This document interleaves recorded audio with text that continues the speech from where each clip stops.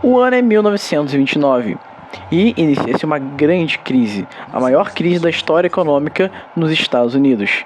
Ela teve origem na quebra da Bolsa de Valores de Nova York, que aconteceu em outubro de 1929, quando milhões de investidores perderam suas economias.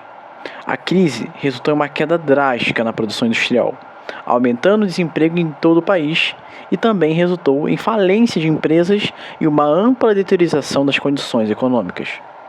Anos depois, muitos anos depois, nós veríamos uma crise semelhante, porém extremamente diferente. A primeira, em 29, a maior da história, foi causada por impacto econômico diretamente, investidores perdendo suas economias.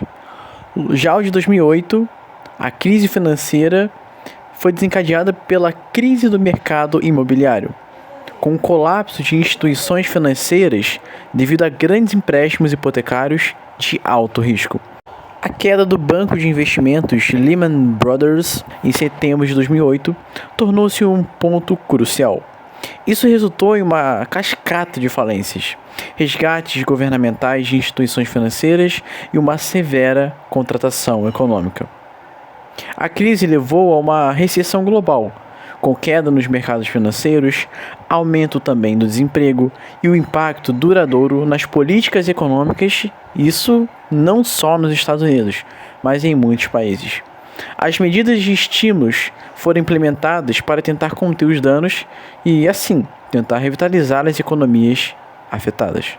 O Brasil, mesmo não sendo o epicentro dessa crise de 2008, enfrentou alguns desafios econômicos.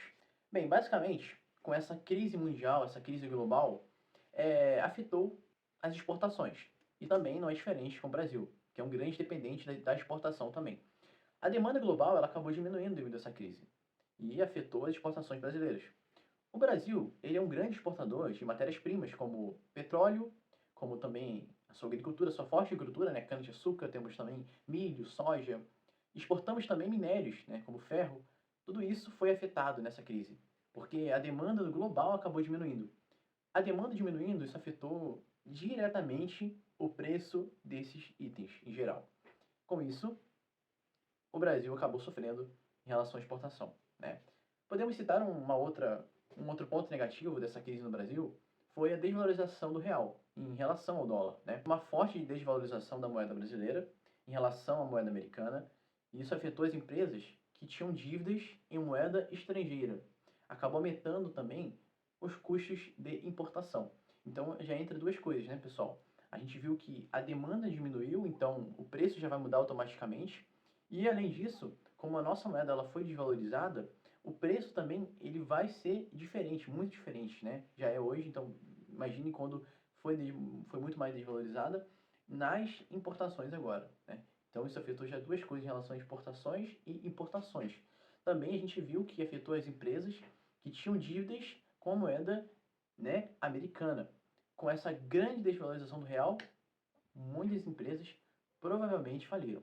Mudanças no setor financeiro. Os bancos brasileiros eles foram afetados indiretamente. Por quê? Devido à sua exposição a ativos internacionais. Essa grande volatilidade nos mercados financeiros globais, né, pessoal? O crescimento econômico. O Brasil foi como se fosse um grande freio de mão, né? Um grande freio econômico. O Brasil acabou experimentando uma grande desaceleração econômica em consequência dessa crise. O país ele teve que adotar algumas medidas e uma dessas medidas foi cortar as taxas de juros e alguns tipos de programas também que acabaram estimulando o âmbito monetário, né? E essas medidas foram para estimular a economia a enfrentar esse freio, né, econômico. Bem, pessoal, embora o Brasil ele tenha conseguido se recuperar relativamente rápido, né, a essa crise, até porque não foi um país epicentro dessa crise, como os Estados Unidos, e em comparação também com algumas economias de outros países, ele conseguiu até que lidar bem, né? A crise de 2008, ela evidenciou uma vulnerabilidade, né, uma grande vulnerabilidade das economias globais mundiais. Acabou destacando também, pessoal, a importância de políticas macroeconômicas mais sólidas que consigam lidar com essas crises de uma forma que não afete o país, como a gente viu isso em 2008, né, em vários países.